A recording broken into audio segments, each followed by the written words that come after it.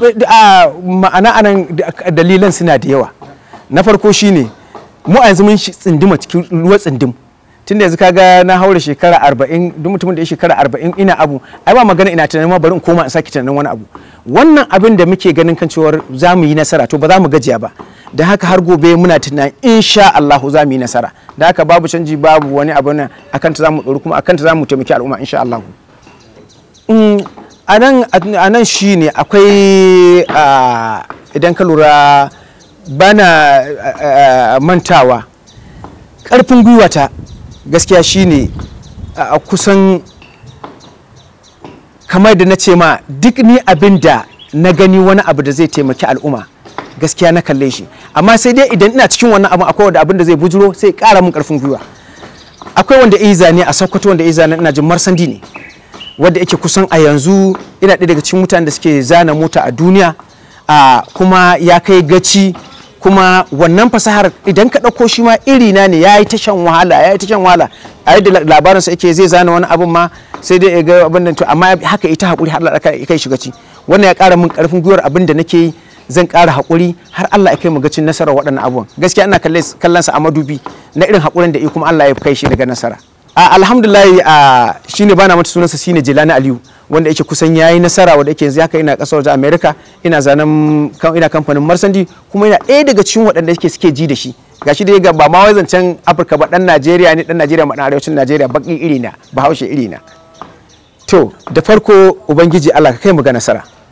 Wato kamar yadda na yi taɓa taro da masana a dutan da na yi taro na radio World Radio Day, taron 'yan jaridu na duniya, na taɓa bayyana kan cewar zan iya ba sama da mutum miliyan 1 aiki a Najeriya, wadda yake masana daga jami'ar Bayero da kuma abin nan sun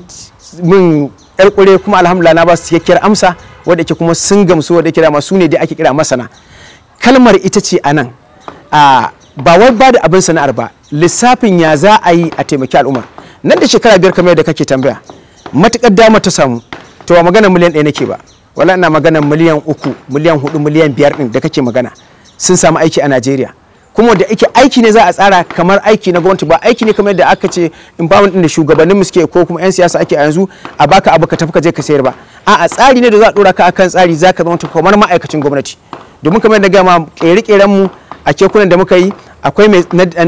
na gasa gurasa da nama da waye, akwai kuma wanda yake zai baka shayi da biredi da cincin da waye, akwai na ɗiban shara da dako da kaiwa taki gona, akwai abubuwan da duk waɗanda ka sani sana'a ce ta masu ƙaramin sana'a. Mun tanadi wannan abin, illa kawai Allah ya kai damo ga harawa,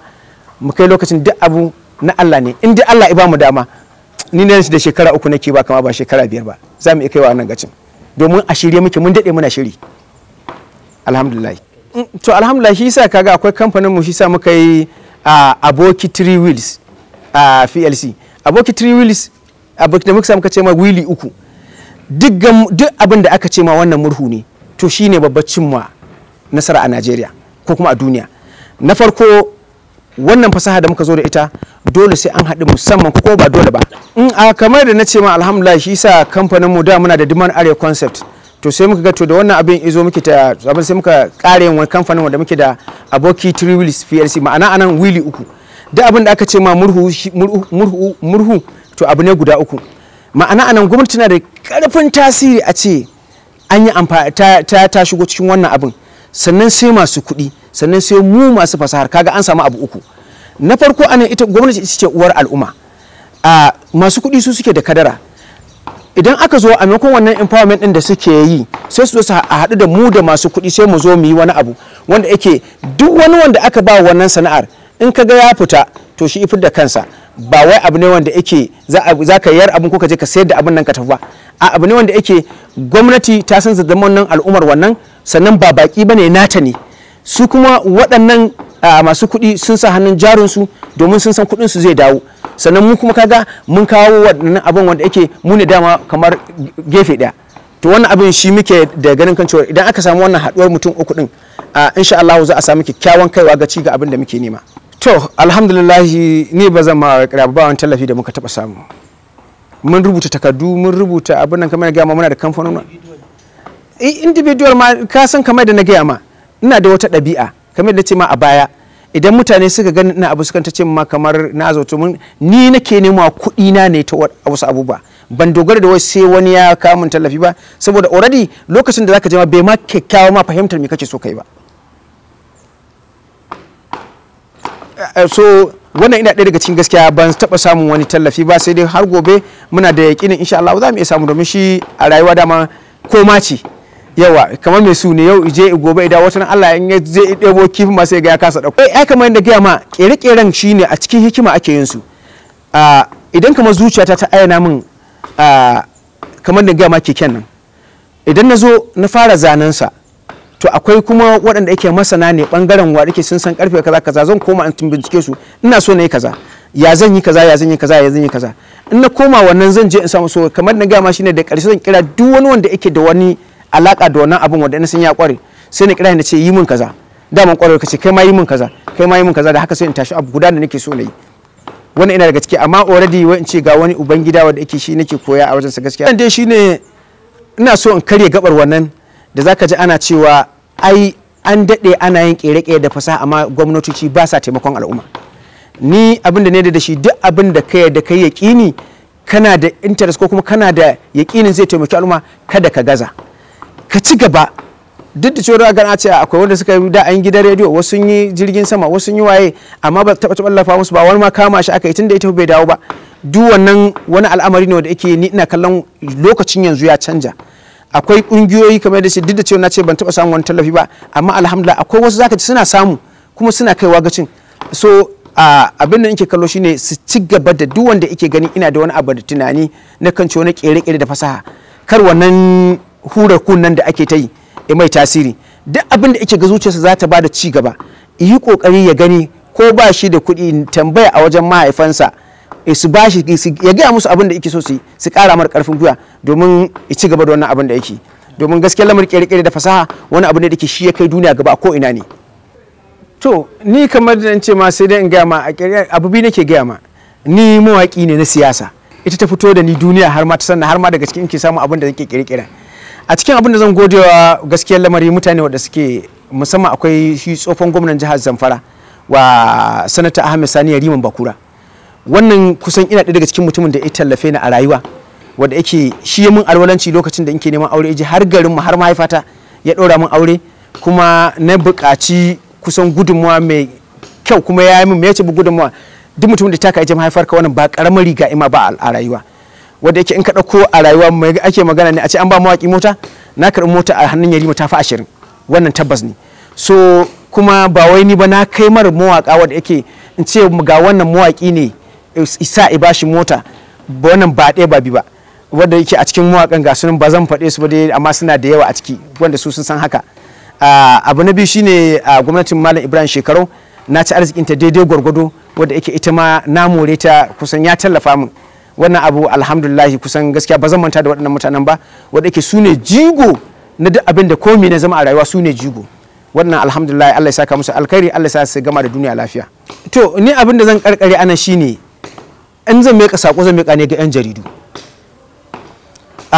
musamman shine wajen kamar yadda al'amarin su yake shine balancing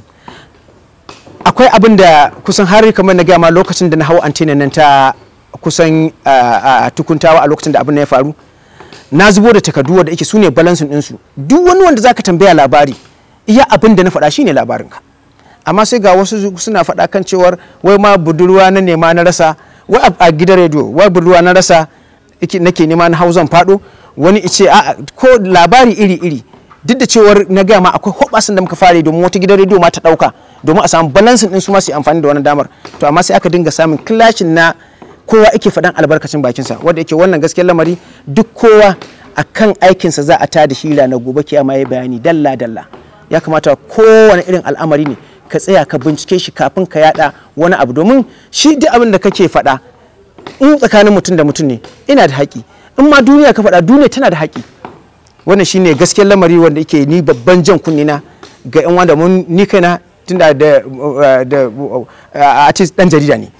mu ma kan mu mawaƙan yan jarida ne mun sako muke kaiwa su ma sako suke kaiwa wannan gaskiya shine babban kirana da duk abin da ya faru do Allah do annabi ana duba ana tantancewa kafin a saki labari ko kuma a kyakkyawan balansin kafin a saki labari. Da ke ta kushe ci gaba gaskiyar lamari shine rashin tallafi kamar na gaya ma ba a tallafawa waɗanda ya buƙaci a tallafawa ba wai ba a yi ba amma waɗanda ya kamata a tallafawa ɗin ba su ake tallafa ba. Ƙalubalen na biyu kuma shine za ka yi abin wanda yake ku duba bari ba da misali na ɗaya ana ta rigima tsakanin 'yan China da masu yin bugun galila mabuga ta nan Kano da sauransu wanda yake al'adar mu ce ta nan ta ƙasar Hausa ta jihar Kano mutane dubbunai miliyan suna cin abinci amma lokaci guda aka ɗauke fasahar nan aka je aka kai wasu kawai suke yin ta a lokaci guda aka kare wannan sana'ar. To matsalar mu ita ce duk wata ƙirƙir da fasaha ita ce satar fasaha. Yan haka yasa muka yi kokari muka kare kan muka yi rijista domin duk wanda ya saci fasahar mu sai mu garzaya mu kai shi kotu. To kamar abin da na gaya ma da ƙirƙiren da kusan tun ina yaro wasu zan iya tuna su wasu kuma ba zan iya tuna su ba. Kamar na gaya ma akwai kamar irin su wannan abin kankarar kuɓewar irin su shita irin su kayan kiɗa wadda ake ba na manta kusan tun ina primary school dama ni na shiga ƙungiyar ta Boy Scouts wadda ake kusan duk kayan da muke march past gangunan makaranta a wajena nake ajiye su so to a gangunan kansu akwai lokacin da sai da na koma na canja musu fasaha na kirkiri wasu to kaga a bangaren wannan tun daga na yaro na fara samun wani idea. Sannan akwai a fasaha da ne kamar na gama a baya akwai kayan kiɗa na kirkiro su da yake kusan zan ce duk Afirka babu su domin an kirkire su da muciya da ƙwarya da ƙoƙo da bulugari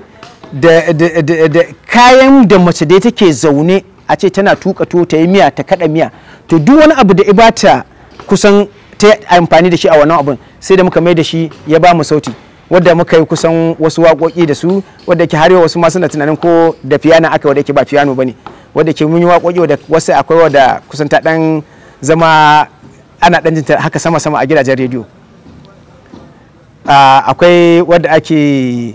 waiwaye adon tafiya kira muke manyan arewa ga ruwa za ya cin mana ku taimaka mu haye gaci